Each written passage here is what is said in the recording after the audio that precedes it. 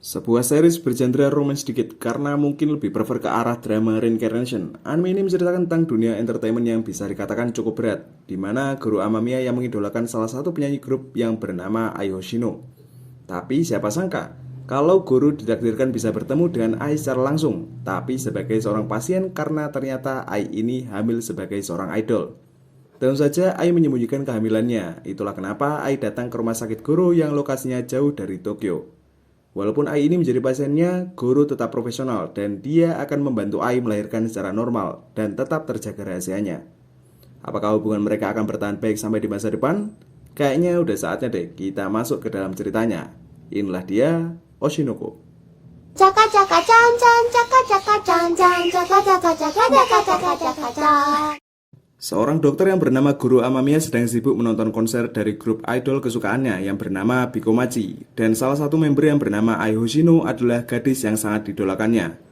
Dulunya sih Guru tidak begitu suka dengan grup idol, tapi Guru pernah mempunyai pasien yang bernama Serina yang memperkenalkan Guru tentang Bikomachi. Karena Serina tubuhnya ini sangat lemah. Ya, dalam tanda kutip dia ini mengidap kanker. Dan kesehariannya hanya bisa dihabiskan di kamar sambil menonton penampilan Bikomachi. Pada suatu hari, Guru tiba-tiba mendapatkan pasien remaja berusia 16 tahun yang sedang hamil besar. Dia datang dengan walinya yang bernama Ichigo Saito. Gadis ini ternyata tidak punya orang tua karena berasal dari panti asuhan. Ichigo meminta Guru untuk membantu lahiran gadis ini, tapi harus bisa dijaga rahasia identitasnya. Dan gadis ini pun mulai membuka topinya. Guru tentu saja langsung terdiam cukup lama karena ternyata gadis ini membuat Guru merasa senang karena bisa bertemu dengan idolanya secara langsung. Tapi di sisi lain, Guru harus profesional kan?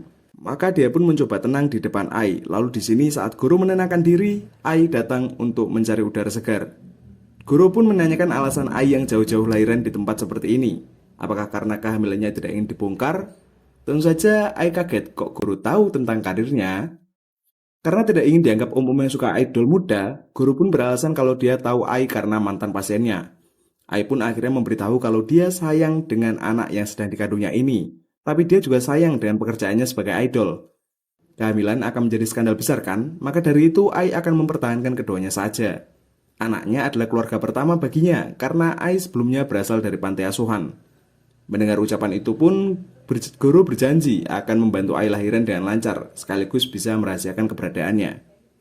Hari demi hari, Guru dan Ai menjadi sangat dekat sampai pada akhirnya hari persalinan pun tiba. Tinggal menunggu respon bayinya saja. Saat Guru istirahat, tiba-tiba ada seorang pria misterius yang ternyata tahu keberadaan Ai. Guru tentu saja tidak tinggal diam. Dia mencoba mengejar pria ini ketika kabur. Tapi yang terjadi, Guru malah didorong ke jurang. Ia tentu merasa sedih karena tidak bisa memenuhi janjinya membantu persalinan Ai. Tapi yang terjadi malah ada keajaiban lain. Karena saat Guru membuka matanya, Guru malah berada di tubuh salah satu anak Ai. Kini Guru bernama Aquamarine Hoshino. Ia sendiri ternyata melahirkan anak kembar. Di sebelah sana juga ada seorang bayi perempuan yang imut bernama Ruby Hoshino. Guru kini mencoba menerima kenyataannya kalau sekarang dia berinkarnasi menjadi anak dari idol kesayangannya, sekaligus ingatannya tetap bertahan. Kehidupan Ai setelah melahirkan tetap bisa berjalan seperti biasanya. Aqua dan Ruby akan selalu dijaga oleh ibu palsu yang bernama Miyako Saito selama Ai bekerja pokoknya. Walaupun Ruby terlihat seperti bayi biasa, tapi Aqua mendapatkan fakta baru karena ternyata Ruby ini anak reinkarnasi juga. Tapi di sini Aqua belum tahu loh kalau Ruby adalah reinkarnasi dari Serina. Semenjak ibunya bekerja, Ruby dan Aqua tentu saja menghabiskan waktu bersama Miyako. Sedangkan Miyako merasa kelelahan. Dia tiba-tiba saja merasakan amarah karena pekerjaannya hanya mengasuh bayi. Sempat sih Miyako ini ingin membongkar skandal Ai yang mempunyai anak. Tapi untungnya Ruby dan Aqua menghentikannya. Mereka berbicara selayaknya seorang dewasa dan tentu saja Miyako sangat takut. Kenapa bayi ini bisa berbicara? Untuk bisa menghentikan Miyako, mereka bahkan memberitahu kalau mereka adalah utusan para dewa. Miyako harus mengurus Ruby dan Aqua dengan baik, maka hidupnya akan tentram. Tentu saja kalimat itu membuka mata Miyako. Waktu pun berlalu dan kini para bayi sudah besar. Mereka bisa menemani Ai bekerja, walaupun di depan semua orang status mereka adalah anak dari Miyako. Sejak karir Ai melonjak naik, tidak hanya mendapatkan tawaran foto majalah saja, tapi ikut main drama juga. Ya, walaupun bukan pemeran utama, proses syuting akan dimulai. Sutradara yang bernama Taishiko Tanda melihat gelagat Aqua tidak seperti bayi pada umumnya. Sikapnya sangat dewasa, sampai-sampai Taisi merasa kalau Aqua akan cocok jika menjadi aktor. Tapi Aqua tentu saja menolaknya karena dia belum pernah berakting sama sekali. Taisi pun memberinya kartu nama, siapa tahu Aqua akan berubah pikiran. Singkat cerita, syuting drama telah selesai dan kini Ai melihat hasil kerja kerasnya. Tapi saat drama ditayangkan, ternyata penampilan Ai banyak yang dipotong. Tentu saja Aqua tidak tinggal diam. Dia langsung menelpon Taisi dan menanyakan alasannya memotong scene Ai banyak-banyak. Taisi memberi penjelasan kalau di dunia hiburan terkadang petinggi akan ikut campur dalam hasil akhir. Ai memang bisa tampil dengan baik, tapi agensi si pemeran utama merasa keberadaan Ai mencuri sorotan si pemeran utama. Taisi merasa menyayangkan hal itu juga sih. Maka dari itu dia menawari Ai bermain film juga, tapi dengan satu syarat, di mana Aqua harus mau ikut juga. Tentu saja demi kesuksesan Ai, Aqua akan berakting dan di momen inilah Aqua akan bertemu dengan aktris cilik yang bernama Kana Arima. Kana ini adalah aktris yang pandai menangis dalam 10 detik saja dan kini karirnya sedang bagus-bagusnya. Tapi karena karir bagusnya ini, Kana jadi gadis yang sangat menyebalkan. Proses syuting pun dimulai, Kana menunjukkan kemampuannya dengan sangat baik. Tapi siapa sangka saat giliran Aqua tiba, Aqua malah menunjukkan hal yang lebih baik, di mana ia mampu berimprovisasi dengan naskah yang sudah ditulis sebelumnya, dan hal itu sangat membuat Kana kesal. Saking kesalnya dia menangis lalu memohon agar syuting ulang. Pembuatan film pun selesai, dan sejak rilisnya film itu, karir Ai jadi semakin melejit. Berbagai macam pekerjaan Ai dapatkan, dan sampai saat ini juga status Ruby dan Aqua aman-aman aja. Tapi sayangnya sampai detik ini juga mayat guru belum ditemukan. Kini Ruby dan Aqua sudah masuk taman kanak-kanak dan seperti biasa, guru mengumumkan kalau mereka akan berlatih menari untuk pentas, di mana orang tua nanti akan melihat mereka menari. Mendengar kata menari, Ruby tiba-tiba saja merasa takut karena di kehidupan sebelumnya tubuh Ruby kan tidak bisa bergerak ya. Jadi Ruby merasa ketakutan untuk jatuh. Tapi sejak ikut berlatih dengan Ai, Ruby mendapatkan arahan dan motivasi dari ibunya sendiri. Sehingga lambat laun Ruby bisa menerima tubuhnya yang ternyata bisa menari dengan baik tanpa terjatuh sama sekali. Lalu di sini terlihat Ai yang sedang menelpon seseorang. Dari obrolannya sih, orang yang ada di telepon adalah ayah dari anak-anak. Karena di sini Ai memberitahu perkembangan anak-anak. Singkat cerita, Ichigo memberitahu Ai kalau karirnya semakin baik. Bikomachi juga banyak tawaran manggung. Ada kemungkinan minggu depan mereka akan tampil di Dome, dan Dome adalah lokasi yang sangat bergengsi. Hanya artis-artis tertentu yang bisa tampil di sana. Tapi sayangnya, hari besar itu sepertinya tidak akan pernah tercapai.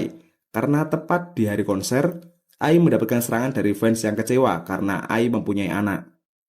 Di sini Ai bisa menahan diri. Aqua yang mendengar keributan tentu saja keluar dan melihat ibunya yang sudah bersimbah darah. Sebagai mantan dokter, Aqua sudah tahu Ai pasti tidak akan selamat. Sambil memeluk Aqua, Ai pun meminta maaf kepada Aqua dan Ruby karena tidak bisa melihat mereka dewasa.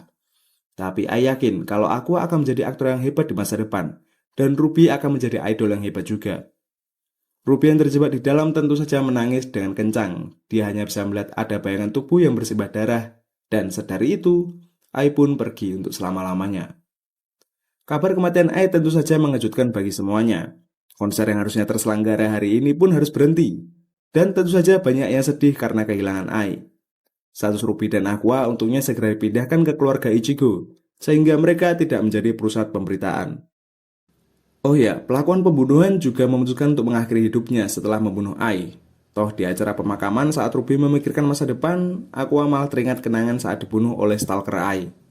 Aqua mencurigai jika pelakunya adalah orang yang sama dengan orang yang membunuh Ai. Yang menjadi pertanyaan besar, kenapa stalker ini tahu keberadaan Ai, padahal dia adalah remaja tanpa kekuatan apapun? Maka dari itu pasti ada seseorang yang tahu tentang perkembangan hidup Ai dan melaporkannya ke fans gila itu. Tidak mungkin sih Ichigo atau Miyako yang melakukannya, karena Ai adalah maskot perusahaan. Rekan kerjanya? Tentu saja tidak, karena mereka juga tidak tahu jika Ai sedang hamil. Satu-satunya yang dicurigai adalah mantan ayah dari anak-anak. Ada kemungkinan dari industri yang sama dan sangat dekat dengan Ai. Satu-satunya cara untuk mengetahuinya adalah dengan mencari DNA yang sama dengan Aqua. Nah, dari sinilah Aqua kembali bersemangat menjalani hidup. Dia ingin mencari orang yang sudah membuat Ai menderita. Scene pun membawa kita ke masa depan, di mana kini Ruby sudah sangat terobsesi menjadi idol seperti ibunya. Tapi ya, keberuntungannya tidak seperti Ai.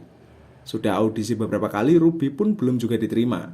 Sedangkan Aqua ikut membantu pekerjaan Taishi, tapi di belakang layar saja.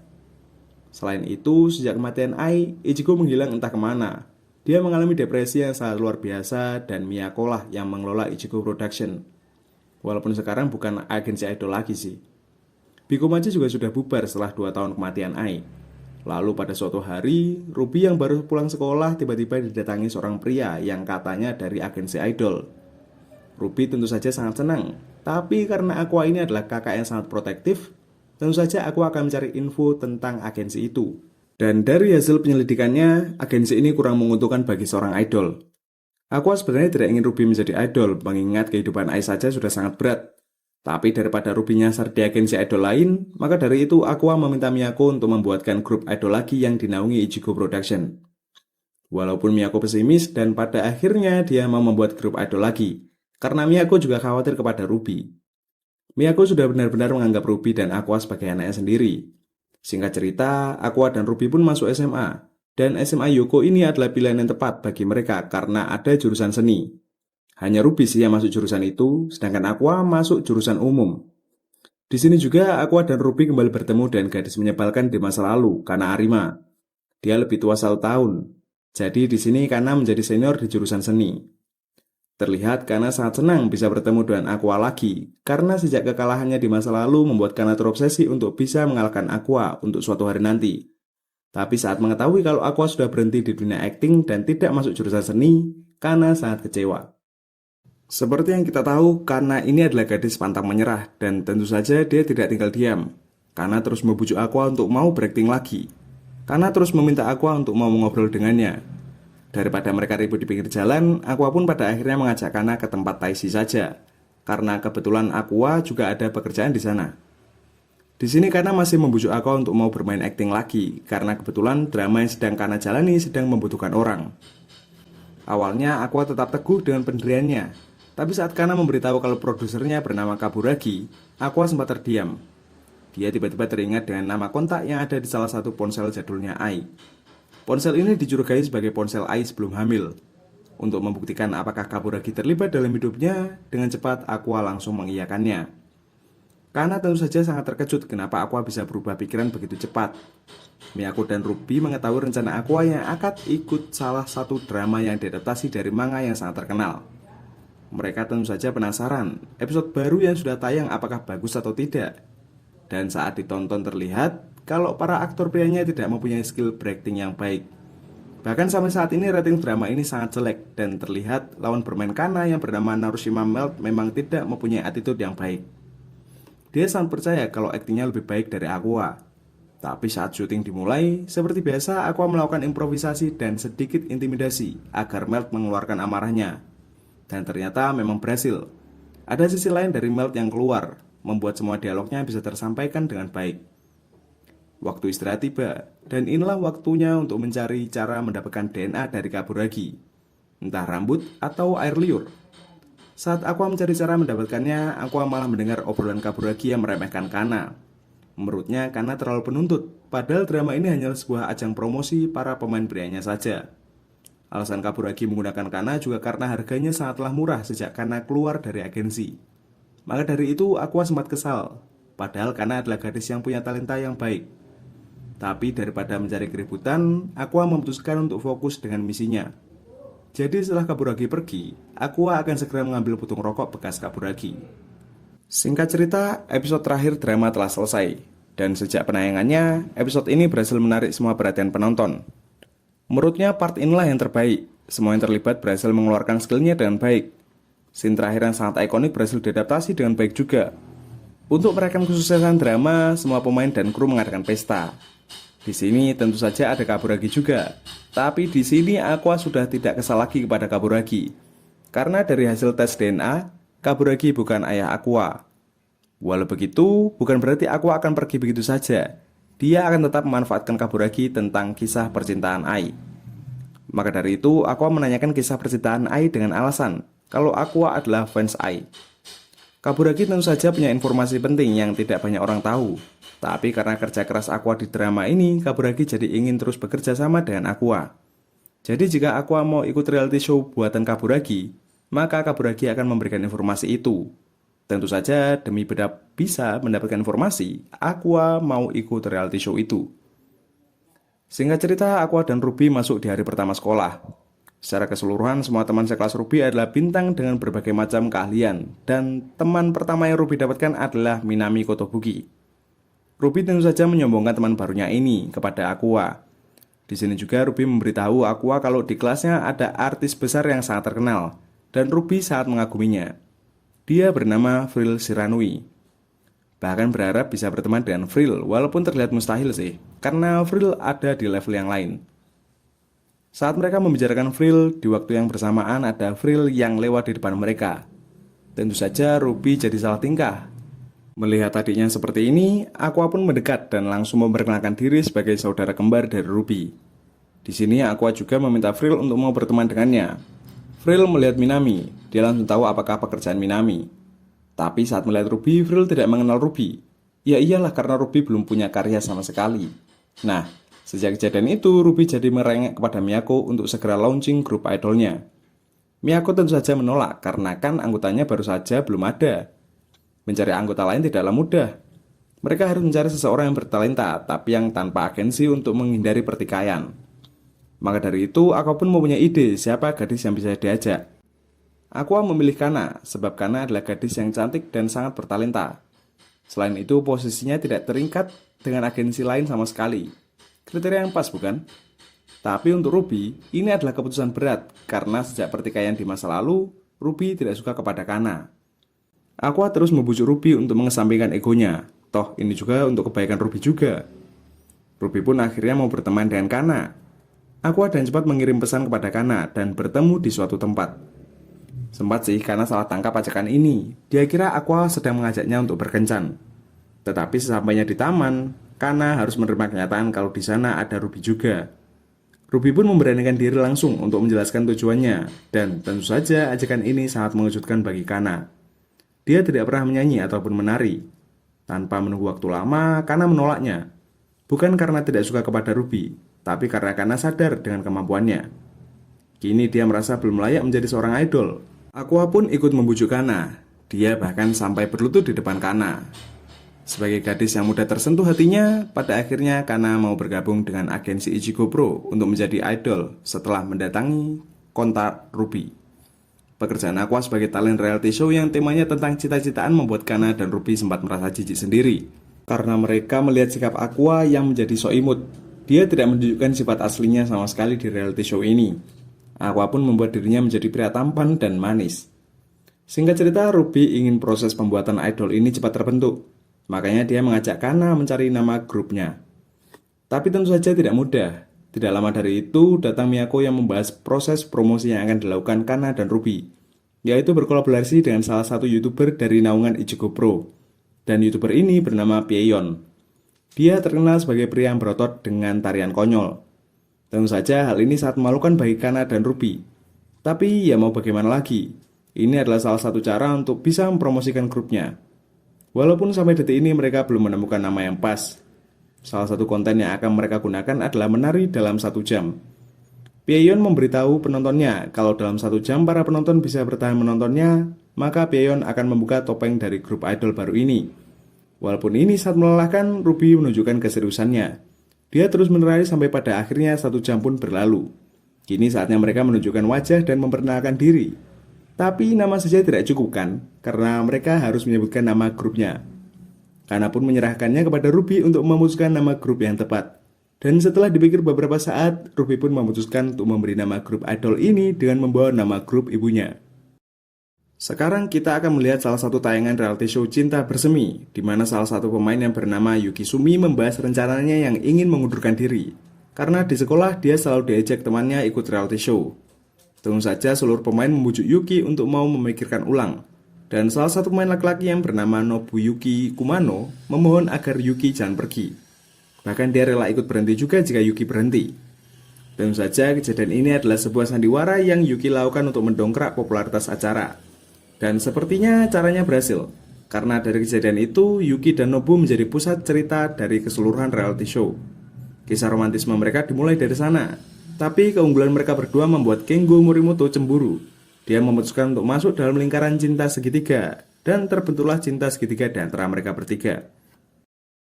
Hanya Aqua dan Akane Kurokawa yang belum mendapatkan spot penting dalam acara ini.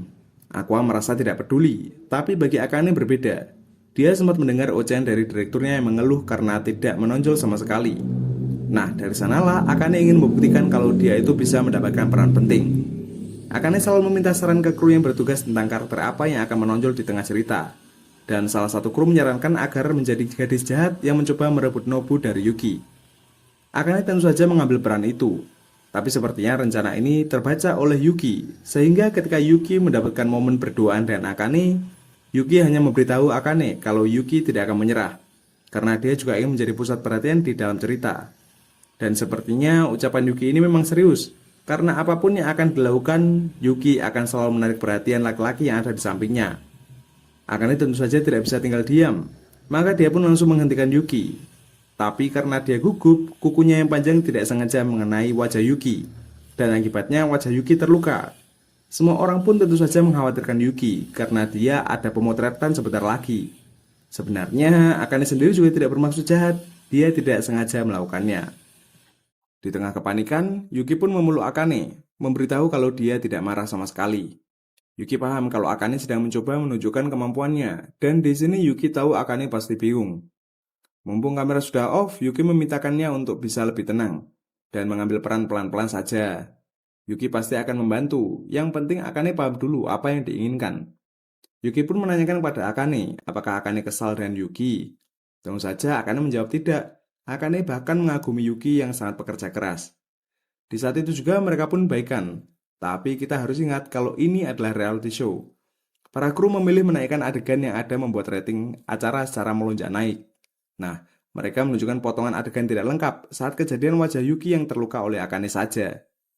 Alhasil semua orang langsung menyebar kebencian kepada Akane, menghinanya habis-habisan, dan netizen ini tidak tahu kalau Yuki dan Akane setelah itu baik-baik saja. Hari demi hari Akane menerima cibiran secara online ataupun secara langsung. Akane mencoba menutupi masalah ini dari orang tuanya karena dia tidak ingin ibunya ikut disalahkan. Awalnya Akane yakin bisa melalui semua ini, tapi ucapan netizen sudah sangat membuat Akane sering sendirian. Sampai pada akhirnya, Akane memutuskan untuk mengakhiri hidupnya saja. Dia lelah berpikir hal-hal seperti ini. Saat akan mencoba untuk melompat, seseorang menarik Akane dari belakang, dan ternyata dia adalah Aqua. Ternyata sejak Akane mengalami serangan, para pemain mengkhawatirkan Akane, dan saat mereka akan mengunjungi rumah Akane, orang tua Akane memberitahu kalau Akane pergi berbelanja. Dari sanalah mereka berpencar mencari Akane. Di dalam kejadian itu ada polisi yang sedang berpatroli dan tentu saja mereka berdua dibawa ke kantor polisi. Di sini ibu Akane sangatlah sedih ketika mengetahui masalah yang sedang dihadapi anaknya. Setelah ditanya beberapa pertanyaan, Akane dipersilahkan pulang dan tidak lama dari itu datanglah Yuki. Yuki sangat khawatir dengan Akane karena Akane malah menanggung masalah ini sendirian. Di belakang sana, Aqua pun menanyakan kepada Akane tentang langkah yang akan diambil. Apakah akan berhenti atau tidak? Akane tentu saja sempat bingung, tapi jika dipikir lagi, impiannya menjadi seorang artis sangatlah besar. Ini adalah jalan yang harus dia lalui. Walaupun berat, Akane akan tetap bergabung dengan reality show. Setelah mengetahui hal itu, Aqua pun jadi mempunyai ide untuk menyebarkan keadaan Akane. Salah satunya dengan memberitahu wartawan yang selalu standby di kantor polisi. Dan sejak berita percobaan bunuh diri itu tersebar, netizen jadi berkurang untuk menyerang Akane. Tapi bagi Aqua ini belum cukup. Mereka harus menunjukkan kepada seluruh orang kalau Akane tidak seburuk dan mereka akur-akur saja antara satu dengan yang lain. Salah satu caranya adalah dengan menunjukkan beberapa dokumentasi kedekatan mereka di tweet. Selain itu, Aqua ikut membujuk salah satu kru agar mau mengeluarkan tayangan asli saat Yuki tercakar Akane. Setelah terkumpul bahannya, kini giliran Aqua yang mengambil alih. Dia akan mempunyai pengalaman mengedit video. Kini saatnya video dipublish dan mengejutkannya, video ini hanya butuh waktu 24 jam untuk bisa mencapai 74.000 interaksi. Image Akane benar-benar membaik sejak video itu tersebar. Tentunya acara ini semakin naik popularitasnya juga. Bahkan dari kejadian itu, Akane jadi berani lagi untuk datang ke lokasi syuting. Dia meminta bantuan semua teman-temannya untuk bisa membimbingnya selama bermain. Tentu saja Yuki senang kalau Akane mau minta bantuan seperti ini.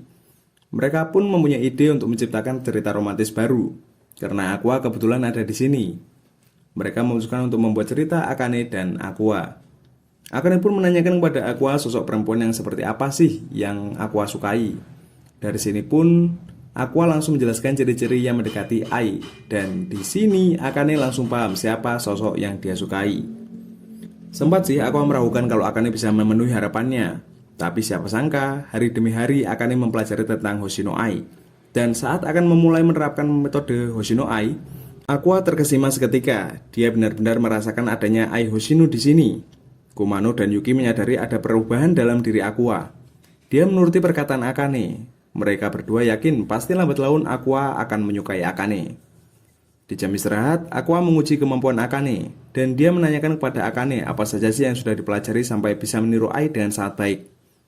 Akane pun memberitahu kalau Akane yang mencari aspek pribadi dalam diri Ai terlebih dulu. Salah satu contohnya seperti kemungkinan Ai mempunyai anak. Terlihat dari bagaimana Ai bersikap seperti ada teka-teki bagi Akane. Selain itu, Akane juga hampir bisa loh membaca bagaimana kisah romantisme Ai juga.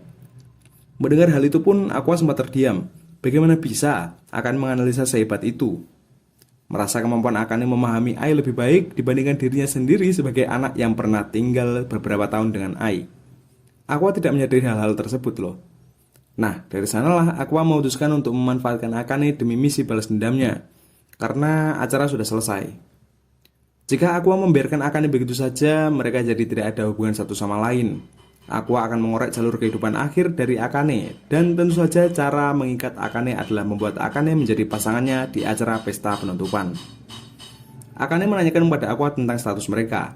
Apakah ini sekedar pekerjaan atau bukan? Karena sampai saat ini Akane belum merasakan ada ketertarikan serius dari Aqua. Aqua pun meminta maaf sampai saat ini hubungan mereka memang sebagai perpanjangan kontrak kerja saja. Tapi di mata Aqua, Akane ini adalah aktris hebat dan Aqua sangat mengaguminya. Mendengar itu pun Akane tersenyum karena baginya hal itu sudah sangat berarti, walaupun kenyataan Aqua dan Akane tidak berpacaran. Di samping itu, Yuki dan Nobu ini berpacaran malah di dunia nyata loh. Padahal di reality show Nobu ditolak.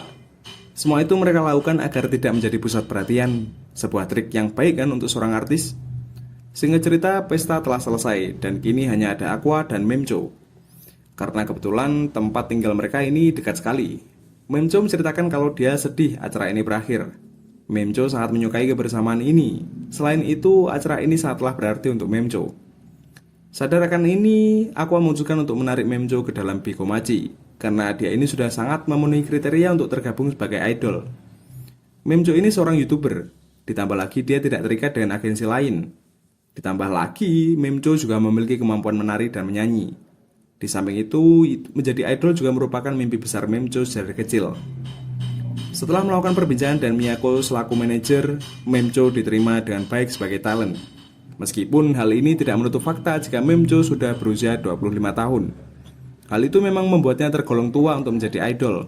Maka dari itu, Memcho sudah memalsukan umurnya menjadi 18 tahun. Di sisi lain, kanal YouTube Bikomachi sudah mencapai 10.000 subscriber. Aqua sendiri melakukan sedikit pertemuan private dengan Kaburagi dan mendapatkan channel untuk memasukkan Bikomachi ke dalam Japan Idol Festival. Sadar akan hal ini, Ruby dan dua rekan lainnya melakukan latihan habis-habisan untuk acara 1 bulan mendatang. Di lain sisi, Kana masih marah dengan Aqua akibat adegan berciuman yang ia lakukan dengan Akane. Pokok intinya, Kana ini cemburu akan apa yang Aqua lakukan di adegan itu. Selain melatih kemampuan mereka dalam menari, member idol Bikomachi juga melakukan latihan bernyanyi di tempat karaoke. Juga melakukan sayembara untuk menentukan siapa center dari grup idol ini. Ruby dan Memcho berebut posisi sebagai center, meskipun kemampuan bernyanyi mereka masih jauh di bawah rata-rata. Satu-satunya orang yang memiliki kemampuan olah suara bagus ya Kana doang, karena dia sempat terkenal waktu kecil dengan lagu Tarian Paprika. Sadar akan kemampuan yang mereka miliki, Memcho dan Ruby memutuskan untuk menunjuk Kana sebagai center Bikomachi. Namun Kana menolak keras akibat traumanya di masa lalu sebagai artis cilik. Sementara itu, Aqua menyamar sebagai peon untuk melatih koreografi tari anak-anak Bikomachi. Karena jika tidak menyamar sebagai peon, tidak akan ada satu kata Aqua pun yang akan didengar oleh mereka. Berbagai gebrakan sudah mereka lakukan, seperti latihan stamina dan olah suara. Bisa disimpulkan jika masing-masing dari mereka memiliki kemampuan uniknya tersendiri. Ruby memiliki daya tarik polos yang membuat penonton senang. Memcho mampu melihat dengan baik meskipun tengah menari sambil nyanyi. Dan Kana memiliki kemampuan respon yang kelewat hebat. Maka dari itu mereka memutuskan untuk menunjuk Kana sebagai center. Lalu tibalah hari di mana mereka akan manggung. Culture shock tentu mengguncang mental mereka, apalagi idol-idol baru yang hendak debut untuk pertama kalinya. Selain itu, Kana mengaku tidak bisa tidur sama sekali semalaman. Karena itu berpikir jika Baekhyun melatih mereka adalah Aqua. Tapi Kana sendiri heran, emang bisa Aqua menjadi pribadi seramah dan sepossesif Baekhyun? Mengesampingkan hal itu, Kana teringat akan traumanya yang terjadi di masa lalu. Saat tak ada satupun orang yang mampir ke booth-nya untuk membeli merchandise dan tanda tangan. Waktu itu juga Kana diberhentikan secara spontan, dan karirnya sebagai artis cilik menjadi turun drastis. Sadar akan hal ini, Ruby memberikan dorongan penuh semangat agar Kana kembali bangkit melawan masa lalunya, dan menyadarkan jika sekarang Kana tidak sendiri lagi. Ada Ruby dan Memcho sebagai rekan sesama member, juga Aqua bersama Miyako yang akan bekerja di balik panggung untuk memberi dukungan. Dan tibalah saat dimana mereka akan ganti kostum sebelum acara mereka dimulai. Dalam penampilan perdana ini, mereka akan membawakan setlist baru yang dicampur dengan lagu-lagu lama Bikomachi. Meski tergolong baru debut, konser yang mereka jalankan tergolong sukses, meskipun rata-rata penonton berasal dari fans Bikomachi generasi lama dan juga subscriber dari Memcho. Dalam situasi ini, Kana sempat merasa iri karena tidak ada lightstick yang melambangkan dukungan kepadanya, karena ia sendiri memilih lightstick warna putih yang jarang diminati orang lain. Meski demikian, Aqua muncul secara heroik dengan melakukan tarian Wotage dengan 3 warna lightstick yang berbeda. Hal ini membuat Kana kembali bangkit dan malah ketawa sendiri, dan menyelesaikan penampilan perdana mereka dengan baik. Usai kesuksesan yang mereka raih di konser pertama, Aqua buka-bukaan dengan memberi apresiasi kepada mereka, terutama kepada Kana yang tiba-tiba salting karena ia mengira Aqua mulai tertarik kepadanya. Meski sebenarnya usaha yang dilakukan Aqua selama ini hanya sebatas membuat grup idol adiknya menjadi sukses. Selang beberapa waktu, Kaburagi kembali mendapatkan kontrak dengan seorang pria bernama Sumiyaki Raida. Dia ini merupakan seorang founder dari Dome Teater kolosal di Jepang, dan dia hendak menampilkan sebuah teater dengan tajuk baru berjudul Tokyo Blade, dan meminta Kaburagi untuk memasukkan aktor dan aktris terbaik yang ia miliki. Fun fact-nya lagi, teater ini merupakan lokasi yang membesarkan nama Akane sebagai pemain, dan kemungkinan besar Akane bersama dengan Kana akan diundang untuk menjadi pemeran inti dalam penampilan teater Tokyo Blade. Di samping itu, Aqua nampak menghabiskan waktunya bersama dengan Akane. Di sini kalau nggak salah mereka itu resmi berpacaran, dan kala itu juga Kana datang, serta kedapatan dua sejoli ini yang tengah bermesraan. Tentu saja hal ini mengusik kenyamanan Akane, dan Kana nampak tidak akan bisa akur dengan Akane. Yap, kurang lebih seperti itulah cerita dari anime Oshinoko season 1. Kalau video ini ada yang nonton, nanti kita akan gasin ke season 2 nya langsung. 10 view aja deh, langsung kita gas ke season 2 nya. Terima kasih buat kalian yang sudah menonton video ini sampai akhir. Jangan lupa like jika sempat. Kalau sampai subscribe ya makasih banyak bang. Adios, saya admin Joko izin pamit undur diri dari sampai jumpa di video berikutnya. Bye bye.